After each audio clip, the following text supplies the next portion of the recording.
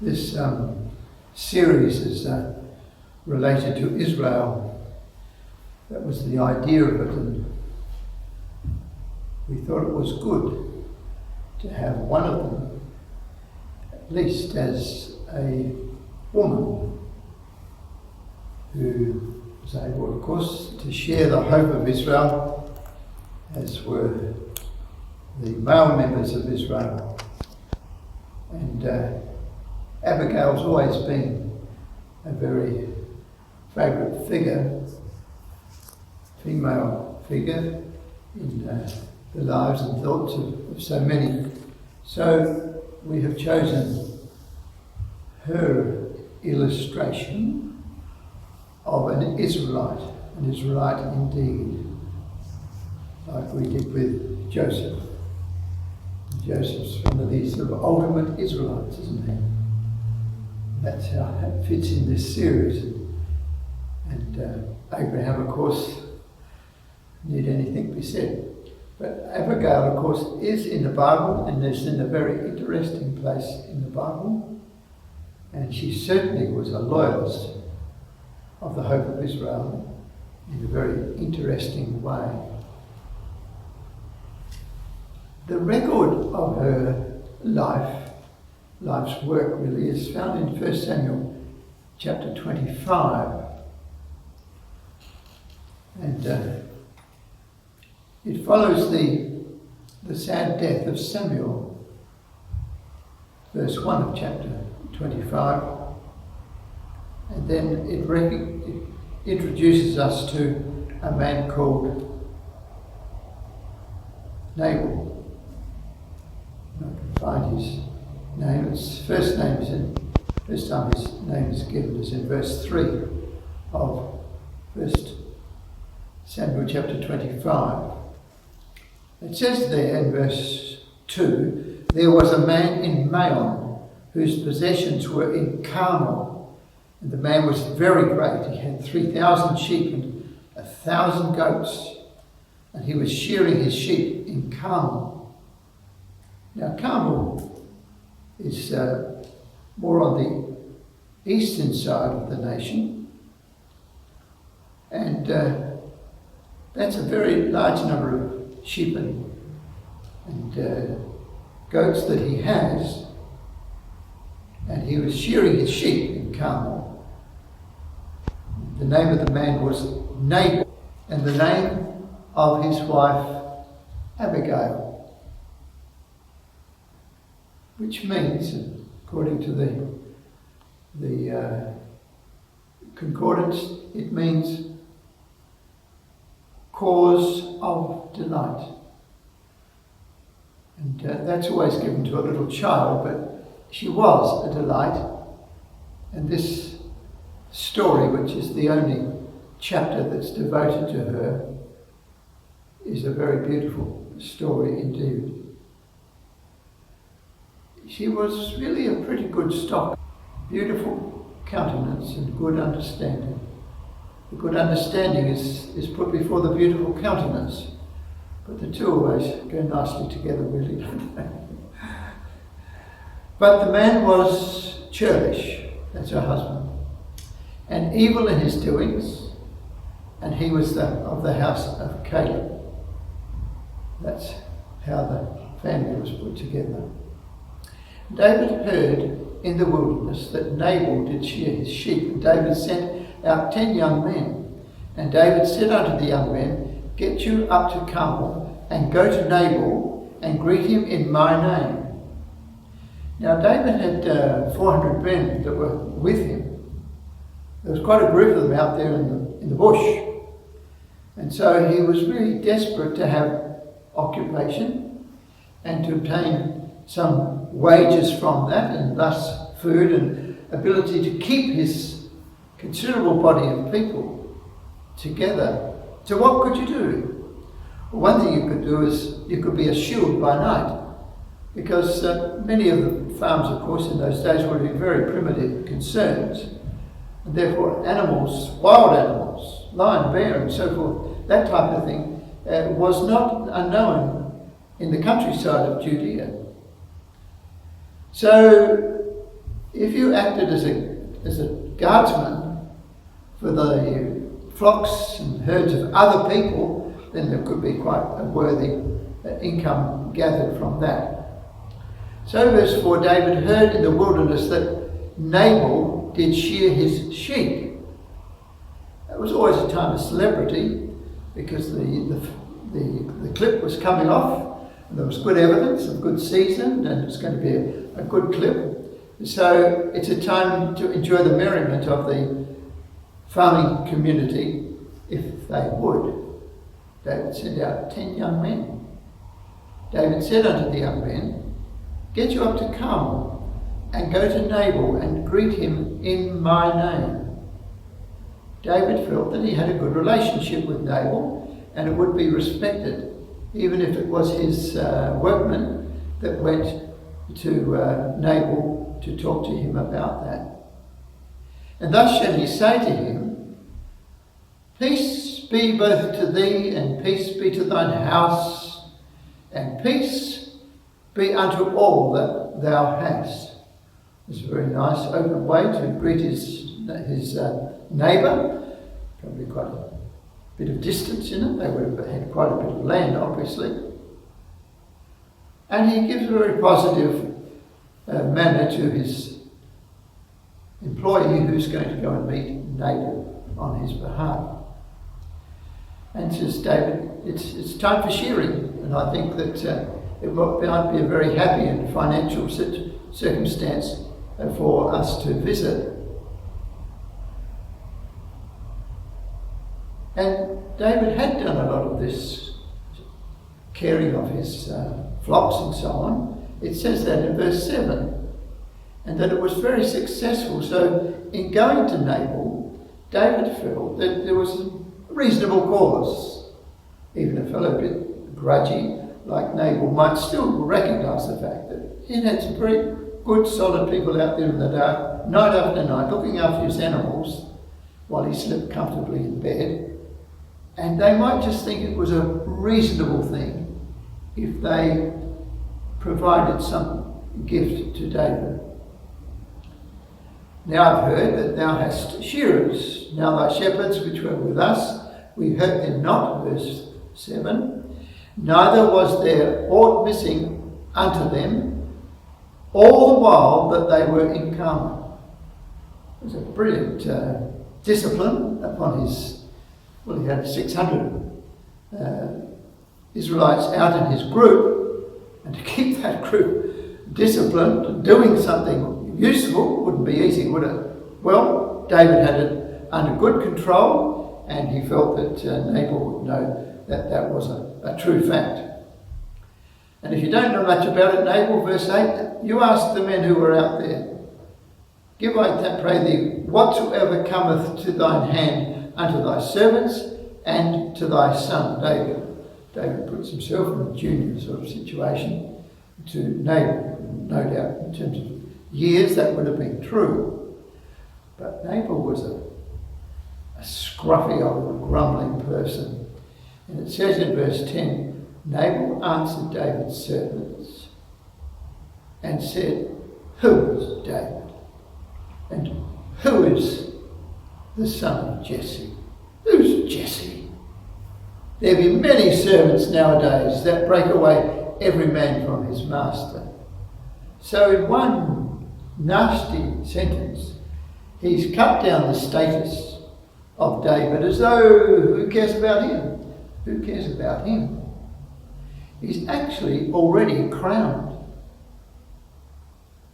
The king is still there. Saul is still king. But David has been anointed, hasn't he, by the prophet in his own place of Bethlehem. So people knew that. A lot of people would know that. And then there have been the battles, of course, when Saul went out with David as the leader of his army. It was David always that came home with the great results. The nation loved that. Who is the son of Jesse? Well, a lot of people said, we know darn well who he is. Even if we can't spell your name of Nabal, we know who David, the son of Jesse of Judah, is. But he scorns them. So verse 11, shall I then take my bread and my water and my flesh that God gave him, that I have killed before my shearers, and give it unto men whom I know not whence they be? They've got no permanent occupation. They're wanderers. So David's young men, verse 12, turned their way and went again and came and told David the reception that they received from this grumbling old Nabal that was so well off that he didn't know how to be nice. But David actually was furious. He took it as a real hard hit. He's out there with all these men. A lot of them are strange people with problems in life. And sometimes there were children there, they had managed as well. David didn't know a lot about all those things, did he? And apart from keeping them all alive, he was out there with security matters that he had to look after and look after for other people. That's where they got their income. He really felt it. Now, that's not like David normally, is it? But this time, it really caught him. He was very, very irritated by this attitude that Nabal evidenced to his workmen. David said unto his men, gird ye on every man his sword. When David says that, trouble was ahead. If any man knew how to use a sword, it was David and his men. Whatever battle they went to in Saul's army, it was successful because of David. And they girded on every man his sword. And then it pauses and says, and David also girded on his sword. He's jumped the line. He's going to get involved as well. That's real business. Nobody ever beat David on the field of battle. Didn't come near it. David's going to go as well. And they girded on every man his sword, and David also girded on his sword, and there went up after David about 400 men. That's a lot of people. A lot of people to look after. And do you think that they all wanted to run off and run for probably a number of miles? And 200 alone were left by the stuff. But one of Abigail's servants, who had a good pair of ears, had overheard what the circumstances were.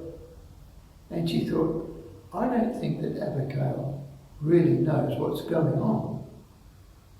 So she slips around the corner of the house, verse 14, one of the young men she was of the property, and told Abigail.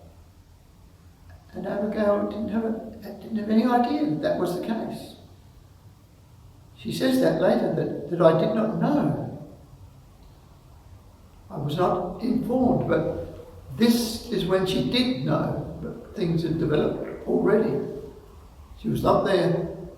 He was not there, able to reverse the circumstances. Neither was she. But this is Abigail, verse 14.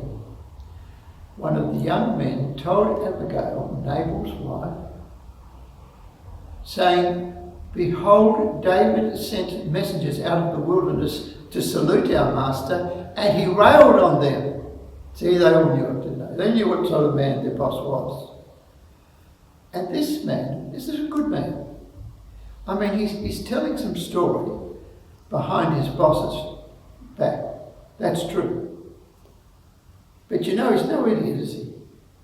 Because he knows darn well that the quality of David and the quality of David's men was outstanding. And if they were really railed about being so impugned as David was, then he thought there'll be big trouble, more than what we could perhaps imagine. So he sneaks into the kitchen where Abigail's busy, and he tells her have you heard the news? Behold, David sent messengers out of the wilderness to salute our master, and he railed on them. The man is employed. He speaks about his boss there as a master, but he knows his trouble if nothing's done. But the men, he says, and this is now an independent opinion, isn't it? It's not Nabal, it's not David. But the men were very good unto us, that is, to the employment and all the people that are in the farm of Nabal. They were wonderful to us in protecting us.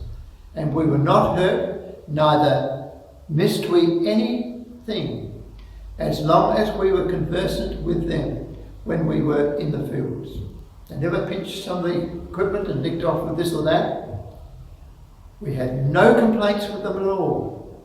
But the men were very, very good unto us. We were not hurt, neither missed we anything when we were in the fields. They were a wall unto us both by night and day. Isn't that a lovely way they expressed it? This young man that popped his head around the corner. All the while that they were with them keeping the sheep, they were just exemplary. We had good mates out there from David's troops.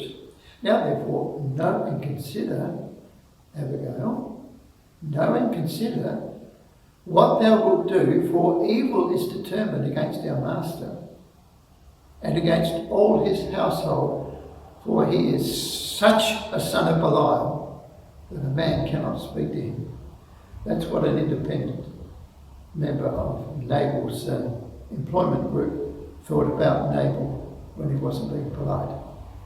The fact was, he was a surly man. Now what do you do with a circumstance like that? Abigail's a woman. She's got nothing to do with swords and battle and so on, has she? What's she going to do?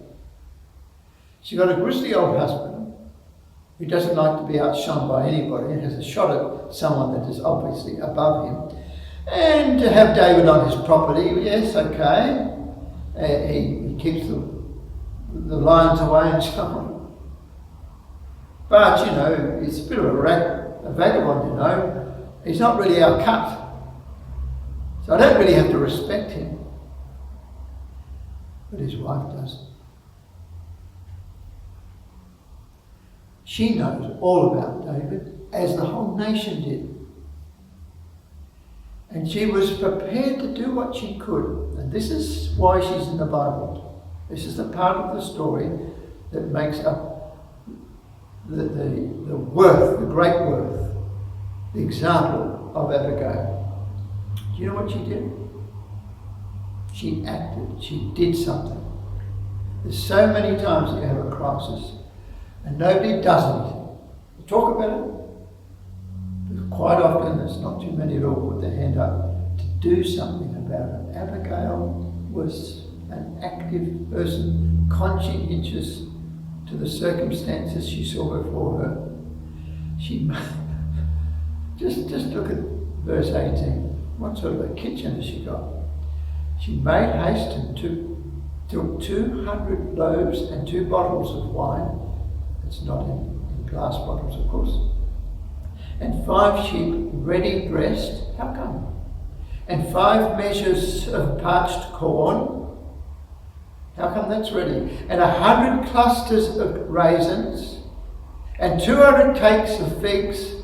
And laid them on asses. And she said unto her servants, Go on before me. Behold, I come after you.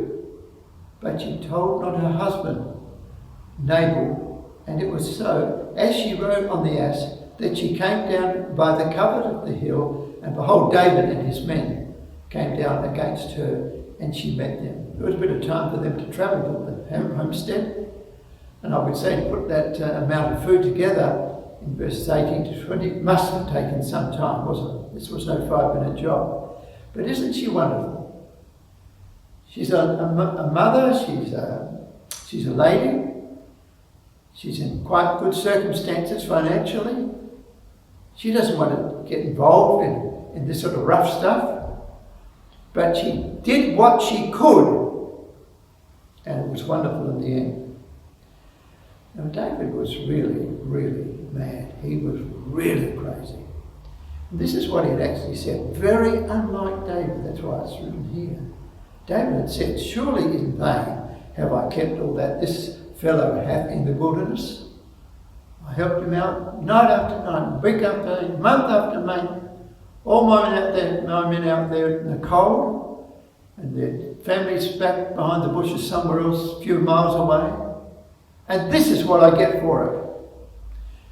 And he expresses his thoughts in very strong words.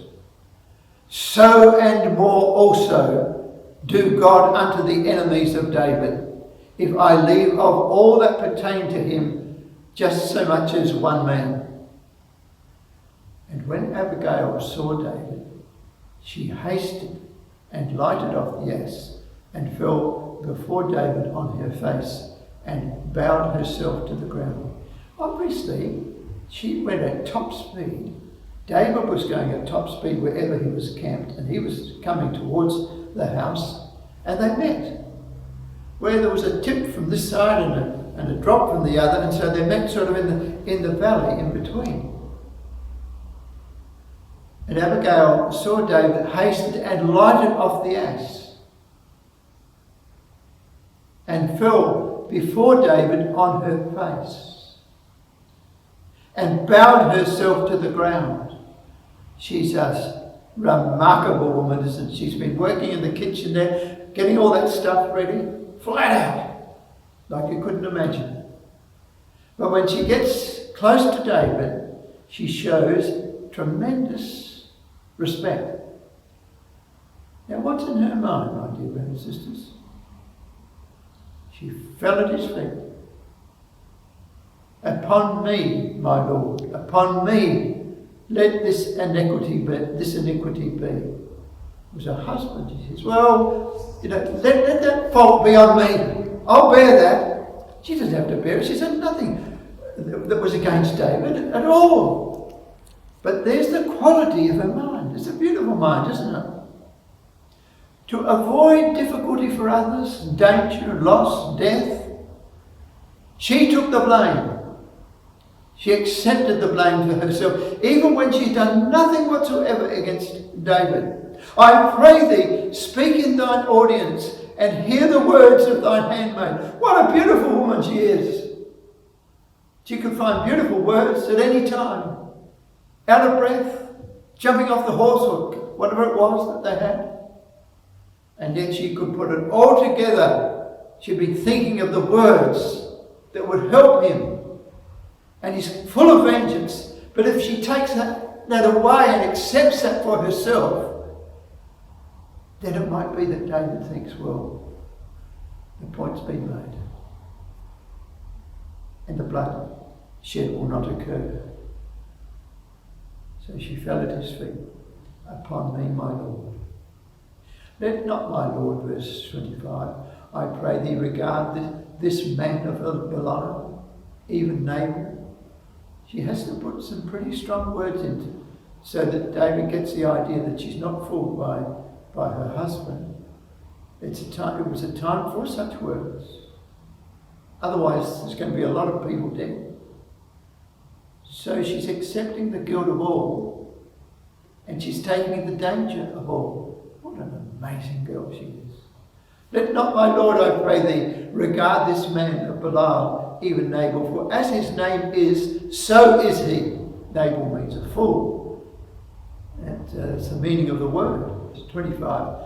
I, thine handmaid, saw not the young men of my Lord. When they came, I didn't see them. Or I would have done something then. And so she's saying that's why there's been some delay in bringing some understanding of your concerns. I just didn't see them. Now that's an important phrase. Because once she does know, she does everything she possibly can. That's why that's put in verse 25.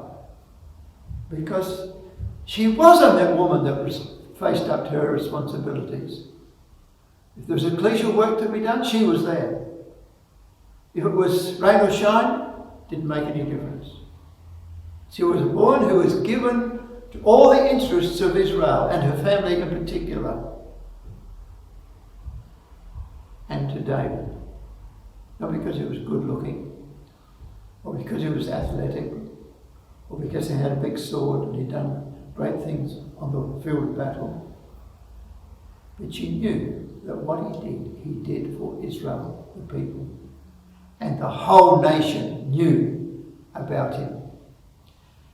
And she used to keep her eyes open to the news of the day to see what the latest battle was that Saul had become victor of. Because the person in the middle of it all was David, this one that's in our property here. And she wanted to do whatever she could to keep the peace of the place and to keep people alive. Put the fault on me. I didn't act early enough, but I didn't actually know. So she says in verse 26, "Thy soul liveth, seeing Yahweh hath withholden thee from coming to shed blood." Now I just love the way she says that. It's not over, is it? She's only opened up with a few words. But she's skillful and she's willing. She'll lose her own pride if she can save the lives of others. It's a beautiful person. "Now therefore, my Lord, as Yahweh liveth," and she's calling David her Lord. You notice that? She did that in verse 25, and she's done it again in verse 26, because he is in an indirect way. He's an anointed man preparing for the throne, isn't he? He left Saul's whereabouts in the kingdom that he was administering. He left and went into the wilderness. He could no longer stay in the city where the king was. So now therefore, my Lord, as Yahweh liveth, and as thy soul liveth, seeing Yahweh hath withholden thee from coming to shed blood, and she hopes that's true, and from avenging thyself with thine own hand. That's her phrase. Underline that. That's her phrase. It occurs 4 times in this chapter. "Now let thine enemies and they that seek evil to my Lord be as Nabal." She shows that she's maybe the wife of Nabal, but her affections, her admiration is entirely on David's side. Now David is a wanderer in the wilderness. He hasn't got any trappings of royalty whatsoever. That's what she says, and she's quite a woman, in quite some circumstances. But all that didn't mean a peanut to her. All the best clothes, all the whatever you might have, that wasn't what she was interested in. What she was interested in was the lives of good Israelites that were being harmed by the folly of her husband Nabal. And now she says in verse 27, "This blessing which thine handmaid hath brought unto my Lord," she's still calling him my Lord, "let it even be given unto the young men that follow my Lord, those that missed out. I brought some food, just look at it, verse 18 to 20. "I pray thee forgive the trespass of thine handmaid." She's still on it, as though she's the one that's responsible. And she says in verse 28, "I pray thee forgive the trespass of thine handmaid, for Yahweh will certainly make my Lord a sure house." It's almost the language, isn't it? Of the house of a kingdom. "Because my Lord fighteth the battles of Yahweh, and evil hath not been found in thee all thy days." You see what her husband was saying about David? In that home there was 2 completely different assessments of David. That's her assessment. Yahweh is with him. And he fighteth the battles of Yahweh. The things he did in the army, they weren't what a normal man could do. No way. He was out in front of all the others. And she says that can only be because Yahweh is with him. If he's with him, I'm with him. That's her position. Yet a man is risen to pursue thee and to seek thy soul. But the soul of my Lord shall be bound in the bundle of life with Yahweh thy God. Now that's just beautiful language, isn't it? She's a godly woman. She's not out there just playing around out with a few bundles of hay or something in the yard. Her mind is right on the central interests of Israel. Absolutely, right on them. Why did she take such a dangerous trip? Because she wanted to assuage the anger of David. Because she wants him to be king. And she knows what God has done. And she wants him to be king because if he's king, Israel will be much more secure. The vantage point over the nations around them will be greatly increased if this man were king. That's why she's done it. But if David spoils his copybook and takes his sword against men that were not dressed for war, and that's noise all around the country, then Israel would have lost a terribly wonderful asset that has so far in Saul's army been so valuable to Israel. But do you notice what she said in verse 29? She's pretty sharp. And the souls of thine enemies, them shall he sling out as out of the middle of a sling. And I don't think that's accident. The story of David with the sling, of course, would have gone all through Israel, just like it goes through Christadelphian Sunday school students, doesn't it? Everybody can see David with the sling. And so they could have, of course, in Israel. And so she just gives the story a bit of a niggle. And she says, much as to say, as you did in the valley of Elah against much greater people than Nabal. Isn't that beautiful? That shows you she's a person who loves her Bible. She loves the expressions of her Bible. It shall come to pass, verse 30, when Yahweh shall have done to my Lord, he's still calling him Lord, according to all the good that he hath spoken concerning thee, and shall have appointed thee ruler over Israel. There's the picture. That's what God's promised. She knows all about the promises made to David. She learnt them as a little girl in Sunday school, like our children do. Because there's only one hope, you know. There's not two hopes in the Bible. There's only one hope. There were promises made to Abraham and David. And she knows that. Even though one of them's not yet got to the throne, she knows where he's destined to go. She's a wonderful girl. You know, we have sisters in our meetings that are like this. They love their Bibles. They love their tuition that they give to their children and their grandchildren. And they use every opportunity to urge that in ecclesial life. Keep it up. Keep it up. This sister is an inspiration. Not just in energy and activity, but her mind is an inspiration. Look at the detail involved in 30. I mean, David hasn't become king yet.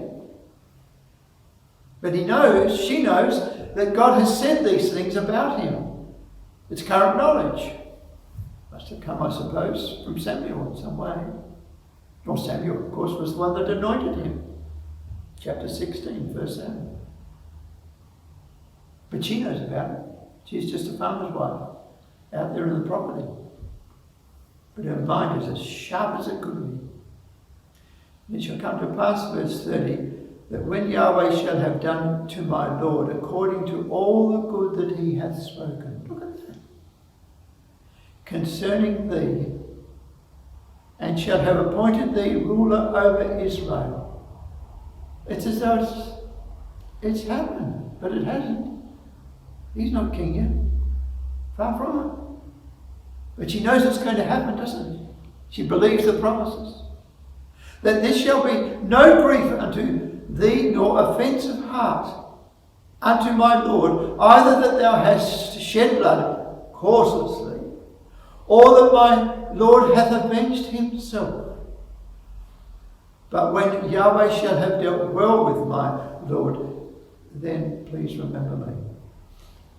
She is a wonderful woman, isn't she? She's got a whole picture there. She was in there getting all the things ready on the kitchen table and pushing out the whatever you have on the kitchen table in cooking. She's got it all there, it's on her hands, but she's quickly got her things together and away she's gone. And then in her heart, in her mind, this is what's flowing all the time. And she's waiting for that. And she doesn't want David to upset his reputation. He has already been anointed by Samuel, even though Saul has forced him to go into privacy. But David is very, very impressed with this woman. See 33. And blessed be thy advice, and blessed be thou, which hast kept me this day from coming to shed blood, and from avenging myself with mine own hand. See that phrase? We said that's her phrase. It's there again in verse 26, isn't it? And here it is again in verse 33. And it's up there also in verse 31. Lord hath avenged himself. And it's the chapter of Moses in which he decries the attitude of avenging oneself. Somebody's not nice to you, so you take it out on them. Instead of going to God in prayer and faith and overcoming the matter, you seek the first opportunity to bring harm or ill report upon the person that is so acting towards you. She doesn't want David to do that. And so she's going to block him off with her conveyance, and he's going to be given time to cool down. Let's have a look at the passage which is behind all of this. It's in Deuteronomy chapter 32. So Moses' words. It's almost the last thing that he said after the Song of Moses. Now in this 32nd chapter of Deuteronomy, you've got a whole lot of expressions similarly worded. Verse 35, to me belongeth the vengeance and recompense. Leave it to God. That's her recommendation. Verse 36, for Yahweh shall judge his people and repent himself for his servants when he seeth that their power is gone and there is none shut up. He will come in and help. That's what the passage is saying. Verse 41, I will render vengeance to mine enemies and will reward them that hate me. 43, rejoice, O ye nations, with his people, for he will avenge the blood of his servants and will render vengeance to his adversaries and will be merciful unto his land. She's trying to settle him down, to call him down, that he might remember that God is out there and he can see everything that's happening. He knows about Nabal, he knows about David, knows the whole score. And she's saying, David, it will happen as God has intended it to be. Don't upset that which God is working toward. And he says, verse 33, blessed be thy advice, and blessed be thou which hast kept me this day from avenging myself and mine own hand. He knows the passage. He knows it very well. So, as you know, with the story, it came to pass, verse 38, it came to pass after 10 days that Yahweh smote Nabal that he died. Just like you might have thought would happen. It happened perhaps quicker, more immediately than what even Abigail thought. And when David heard that Nabal was dead, he said, blessed be Yahweh.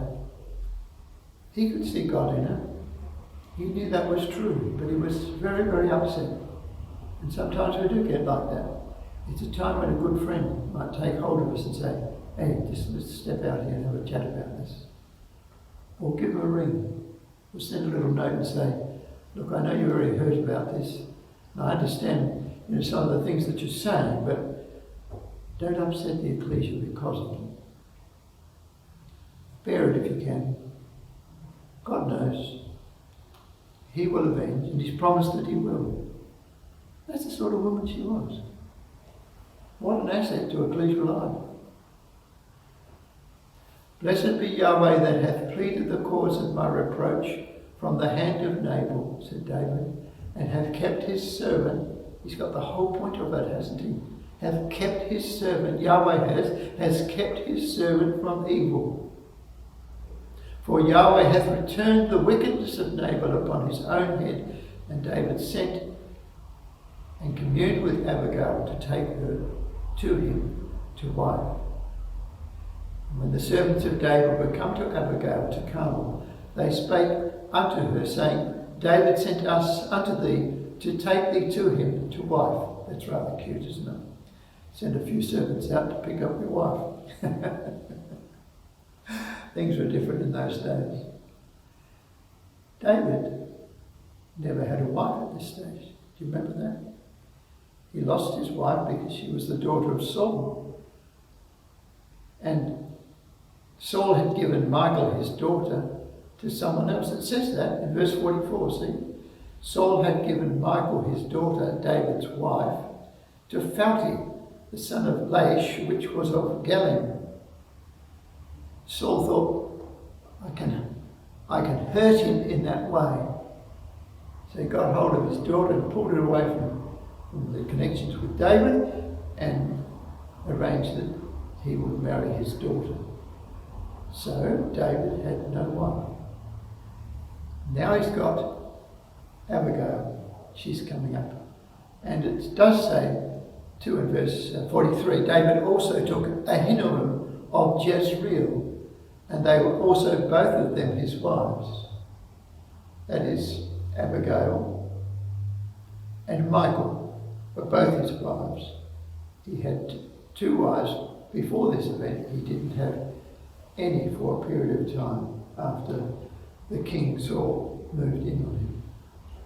Now, my dear brothers and sisters, I would think if you want a lovely lesson with your growing daughter and her teenagers, this is a very beautiful story.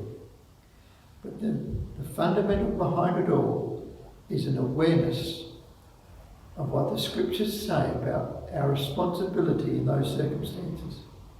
Not to get wildly mad, and do something that's violent and offensive to your enemy, but to seek to do good to your enemy, to bless the situation with good conduct, strong principles, yes, but things that bring for peace and building up our ecclesia. Not for running away from the issue. She didn't do that. She didn't run off next door, so there was some soldiers down the street, did she? She met the circumstances, and the ecclesia was blessed because of her forward nature. She was truly a daughter in Israel, wasn't she? And so she rightly is part of our evening tonight. Thank you.